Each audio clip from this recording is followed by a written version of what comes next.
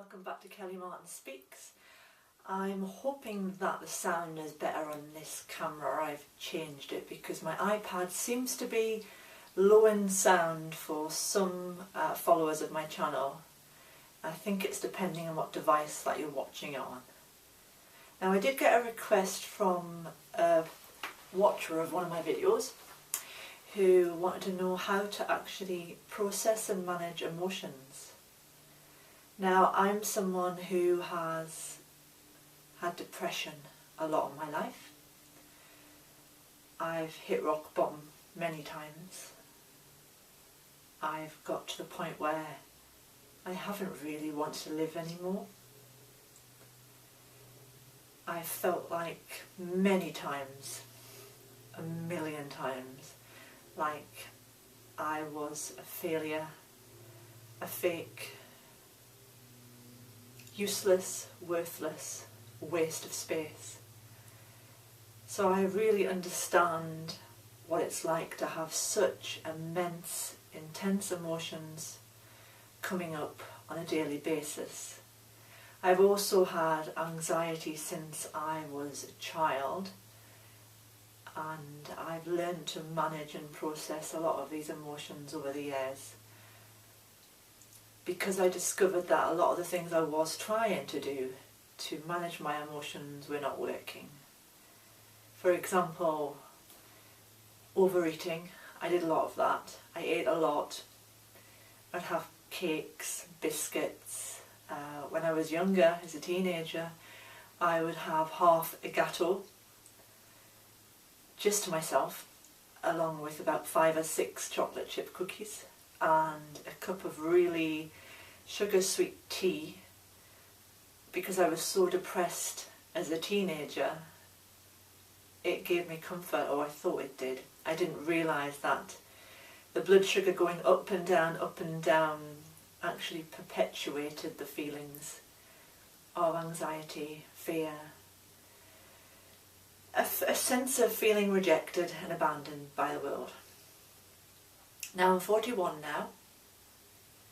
I'm no expert. I'm not doing this to say to you that what I tell you is going to fix the problem. I'm never going to say that this is a cure-all for everyone. But I'm going to say that certain things don't work for me personally to manage and process my emotions. Positive affirmations are pretty much like a kick in the teeth to anyone, I would say, who's feeling severely depressed. If you're told by someone, just be positive when you're feeling depressed, well, you'll know as much as I do. It makes you feel worse, and it also makes you want to kill that person because it's a total lack of empathy on how it feels to be in that dark space. Now today I'm just going to talk about the emotion of sadness and sorrow, because as a human, and even more so as a woman, I have a lot of experiences of sadness and sorrow. I've had difficulty with my hormones, and this week I'm in what you call the premenstrual phase of my menstrual cycle, which, if there are any men watching, I know it may look like we are the devil incarnate, but it's a time where the emotions come up most greatly for a woman, especially if they haven't been managed and processed the previous months or years. Now, on my premenstrual week, normally in the past, it involved having the worst thoughts and beliefs about myself and the world that could ever happen. So, hormonally speaking, the premenstrual week can be like a serious depression for many women. And I had thoughts that would come up that told me everything I was doing would never work. What is the point? The regular voices that would come up in my head were, what is the point? Why should I continue? Everything I will do will not work. Everyone, and more importantly, the comparison junkie comes up in a giant, loud speaker. It looks at everybody on social media, everybody I meet out in the world, and it sees them as better. They have better lives, better relationships, better careers, better families, and I compare myself. And it in the past often sends me into a deep, deep depression. And it got to the point where I just thought, why be a woman? It's not just depression, it's the added hormones that cause it even more so. So it got so bad that I tried everything possible. I tried natural remedies, healing, I tried supplements. Some supplements did work. I found I was lacking in magnesium. I started taking the supplement chromium to help with my blood sugar, to help stop the ups and downs and stop me craving sugar so much. And I recently gave up coffee, which was really, really hard for me because I found it was a bit of a crutch, and it gave me a boost when I was feeling at my lowest point during my menstrual cycle. So that was really hard. I gave up coffee and I gave up chocolate because there's caffeine in chocolate.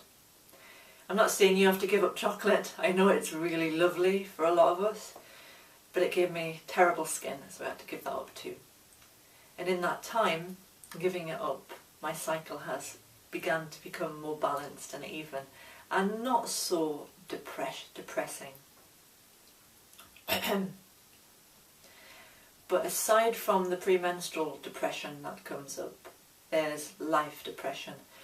You know, the serious dark depression where you don't want to get out of bed, you don't want to leave the house, you don't want to meet people. You may have a list of tasks, or you have ideas for what you want to do in your life, and you feel uninspired, unmotivated, unfocused. And you really don't know what to do with these feelings. They can be so hard. I understand they really, really can feel so hard inside.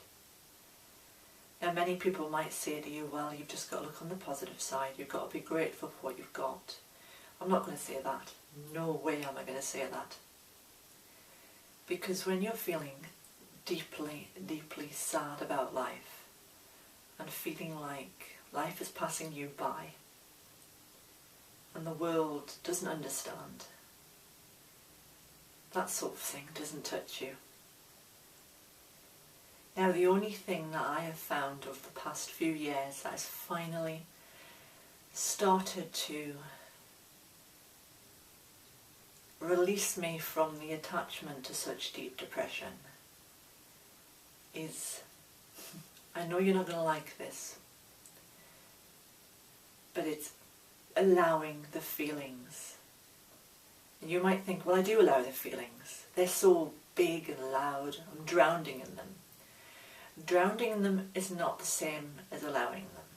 Drowning in them is focusing on them 24/7. Not actually observing them. You're not observing them when you're drowning. You're immersed in them so deeply, and the thoughts are judging the feelings, and it's just this cycle that goes on and on and on. Now, you're never going to get rid of thoughts completely. It will happen occasionally, and meditation is a really good thing to do. It's hard though when you're depressed to meditate, because when you're depressed or anxious, the thoughts become louder. And a lot of people think that when you meditate, they're not doing it right, or it's not working because they can't get rid of the thoughts. But I found that you're not meditating to get rid of the thoughts. You're meditating to let the thoughts be and the feelings be, and just to become a watcher. Now let me just take you through just a quick little exercise for you now. Now, if you're depressed, I can imagine you're feeling really heavy in your stomach. Your heart is heavy. You may feel very tearful. feel like the bottom's going to drop out of your world.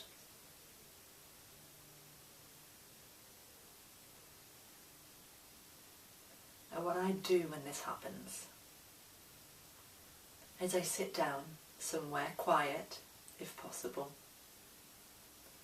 I close my eyes.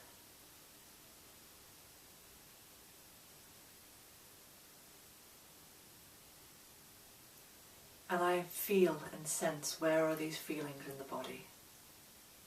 I watch. Right now, mine's in my stomach.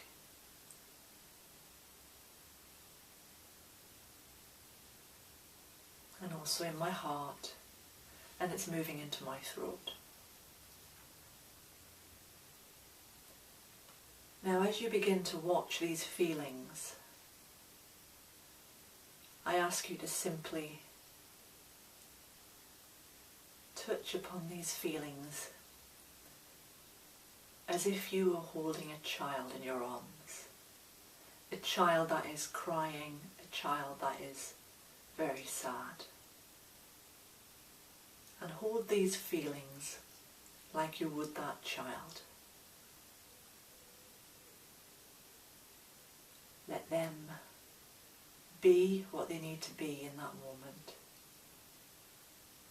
Let them be felt fully. Cry if you need to be.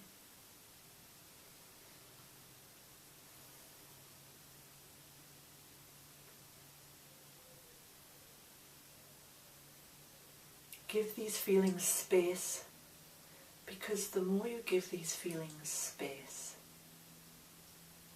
to be what they're being, they're more likely to move through you. Now, if you did the alternative thing, where you feel these feelings heavily, and inside you resist them, and you're shouting, I hate these feelings, I just want them to go away. I'll do anything to get rid of them. So you might drink alcohol, take drugs, you might eat some food, you might become a workaholic and do a lot, watch television, surf the internet, be on the dreaded Facebook, which is awful when you're depressed. But that feeling is still there and it needs your attention.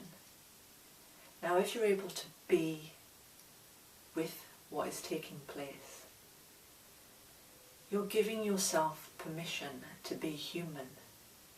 Now, I know when you're depressed, you don't think you'll ever be able to love yourself. But self-love begins with acceptance and naturally evolves out of allowing the feelings to be.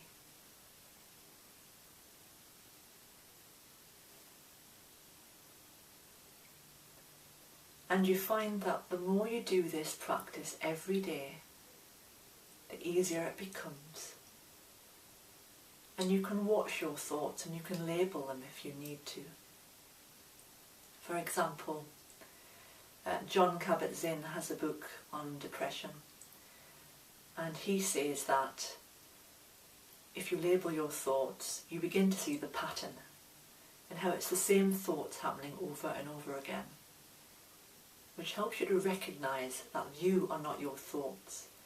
They are just something that's taking place within you. The same with feelings. So if you were worrying about something, you would just say, worrying.